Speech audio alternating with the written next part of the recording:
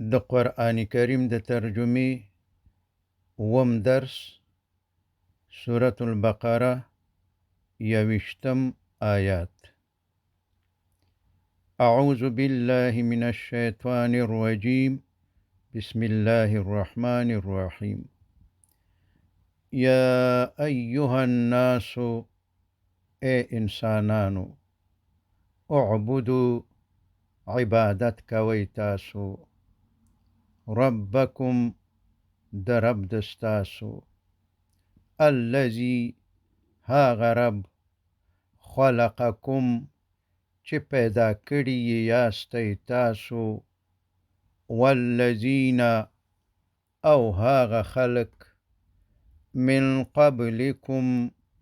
چې دستاسو نه مخکې وو، یعنی ستاسو نه پخوا تیر شوي دي، لعلکم، ښایي چې تاسو تتقون، تقوا اختیار کړئ. اے انسانا، که ته فکر کوې چې زما پیدا کېدل عادي خبره ده، خو داسې نه ده. ستا پیدا کېدل دومره سخت دي چې پرته د الله تعالی څخه به دا د ټولې دنیا ټکنالوژي او خلق، انسانان او پیریان ستا یوه ګوته هم جوړه نه کړي. الله تعالی خواره واره اټومونه سره یو ځای کړل او ستا د مور او پلار په وجود کې یې ترې ستا نطفې جوړې کړي، بیا یې نطفې سره یو ځای کړي او القا شوې هګۍ یا ستا تخم یې ترېنه جوړ کړو، بیا یې ستا القا شوې هګۍ یا تخم لکه د غنم غوندې د مور په رحم کې وکرلو. د خوراک بندوبست یې درته د مور د وینې څخه وکړو، راشینې کړي او په څو مرحلو کې یې د انسان شکل درته جوړ کړو. کله دې چې دنیا ته د راتلو وخت رانږدې شو، نو اول یې درته د خوراک بندوبست وکړو، د مور په وچو سینو کې یې درته شوده پیدا کړه او بیا یې دنیا ته راولېږلې. او لکه څنګه یې چې د مور په رحم کې ستا پالنه کوله، همداسې یې په دنیا کې هم کوي. د ماشومتوب نه تر اوسه پورې روزمره د مختلفو مرحلو نه تیریږي. ټول اندامونه دې په مناسبه اندازه غټیږي. پښتورګي دې په 4 ساعتونو کې 15 کرته ډیالایز کوي، خو ته خبر نه یې، یعنی وینه دې فلټر کوي. زړه دې 10,000 لیتره وینه پمپ کوي، خو ته خبر نه یې. سږي، سترګې، غوږونه او دماغ دې کار کوي، خو ته خبر نه یې او نه ځان خبروي چې دا هر څه څنګه کیږي. خو که ځان خبر کی او کوشش وکړي، نو پوه به شي چې دا د رب العالمین پالنه ده. او که په دې خبره کې فکر او غور وکړي چې ته څنګه پیدا شوی یې او څنګه ستا پالنه کیږي، نو لعلکم تتقون، ښایي چې تاسو پرهیزګاران شئ. الذي، هاغه رب، الذي، هاغه رب، جعل، چې جوړه کړې ده، جعل چې جوړه کړې یې ده لکم ستاسو د پاره الارض زمکه فراشن فرش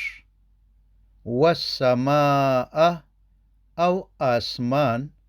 بناء چت وانزل او نازل کړي دي من السماء د اسمان نه ماء اوبه فاخرج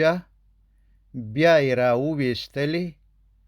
یعنی د ځمکې نه یې راوویستلې بهی په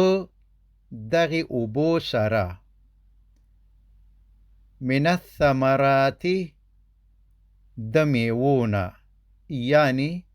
د هر قسم میوونه رزقا رزق لکم ستاسو د پاره فلا تجعلوا نو مه جوړوئ تاسو لله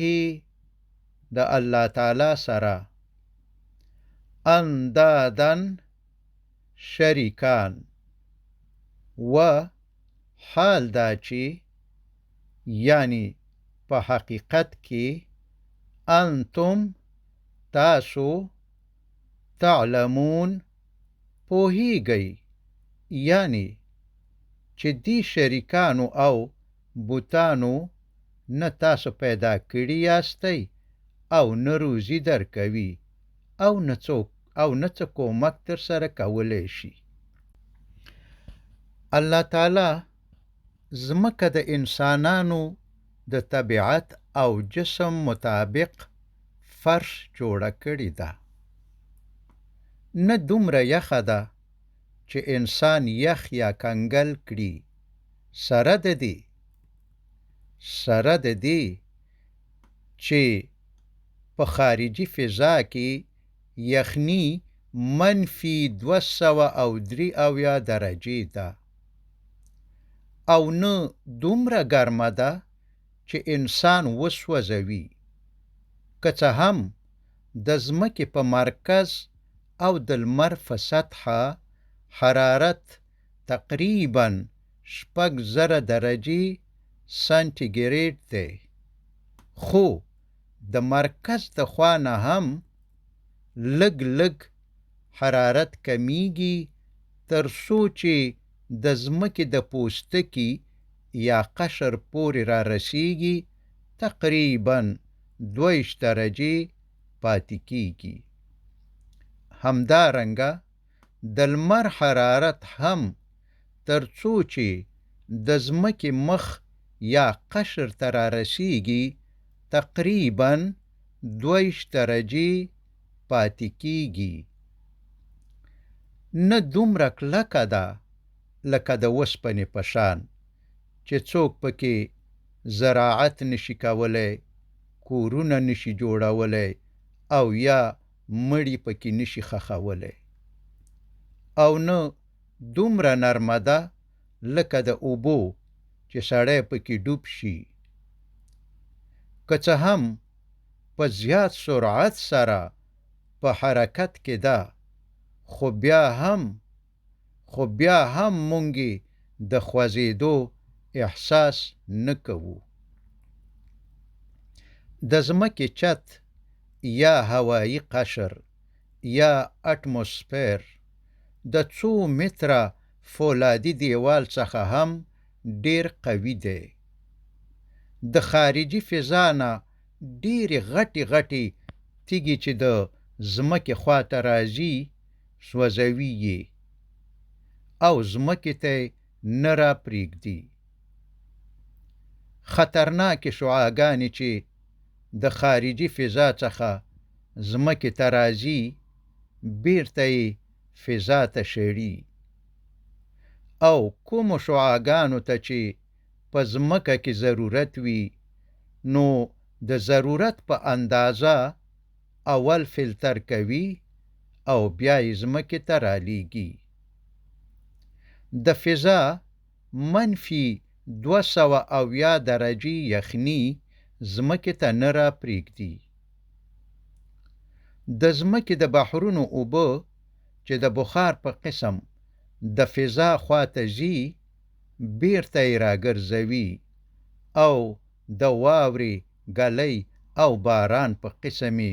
ځمکې ته رالیږي. راډیوي امواج چې د ځمکې څخه براډکاسټ کیږي بیرته یې ځمکې ته منعکس کوي. ځکه خلک د ځمکې په لرې لرې ځایونو کې راډیوي او تلویزیوني خپرونې ګوري. وصلی الله تعالی علی خیر خلقه محمد و آله و اصحابه اجمعین.